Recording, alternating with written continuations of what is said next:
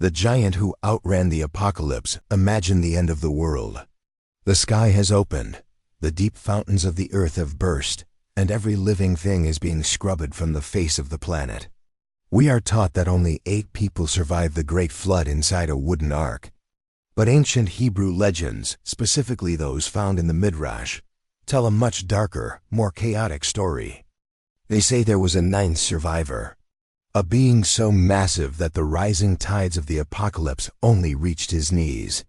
This is the story of Og, the king of Bashan, the giant who refused to drown. To understand how Og survived, you have to understand what he was. He wasn't just a tall man. He was a remnant of the Nephilim, the fallen ones. While the rest of his kind were being wiped out for their corruption of the earth, Og was a survivor by nature.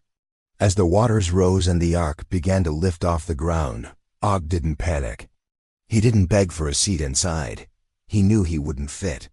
Instead, he approached Noah with a proposal. He struck a deal. Save my life, and I will be a servant to your descendants forever. Noah, fearing the giant but perhaps seeing a divine purpose in his survival, agreed. But the logistics were impossible. The ark was a closed system, designed to protect its inhabitants from the boiling, turbulent waters of the judgment. Tradition says the waters of the flood weren't just deep, they were scalding. Yet, in a bizarre twist of providence, the area immediately surrounding the ark remained cool. Og took his place on a single wooden rung or a projection near the hull. For 40 days and 40 nights, as the world perished beneath him, the last giant of the old world clung to the side of the ship like a barnacle on a whale. He rode the storm, shielded by the very vessel that was meant to mark the end of his race. Every morning, Noah would cut a small window into the side of the ark and hand out a portion of food to the giant. It is a haunting image, the patriarch of the new world feeding the last monster of the old world through a slit in the wood, while the rains hammered down around them. But why? Why would the Creator allow a remnant of the Nephilim to cross the threshold into the new world? Some scholars suggest Og was preserved as a living monument, a reminder to future generations of the scale of the world that was lost.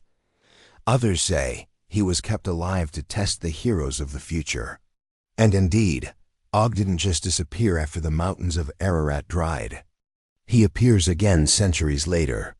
Legends say he was the fugitive who ran to tell Abraham that his nephew Lot had been captured.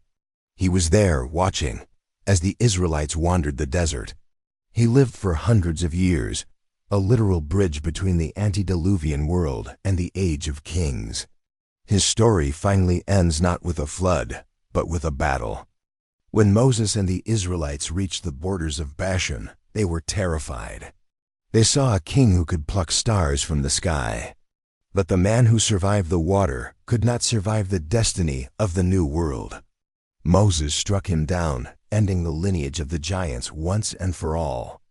Today, we find traces of his existence in the iron bedstead, mentioned in Deuteronomy, a bed over 13 feet long.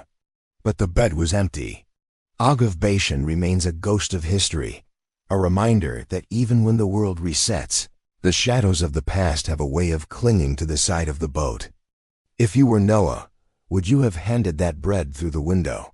Or would you have let the last giant slip into the deep?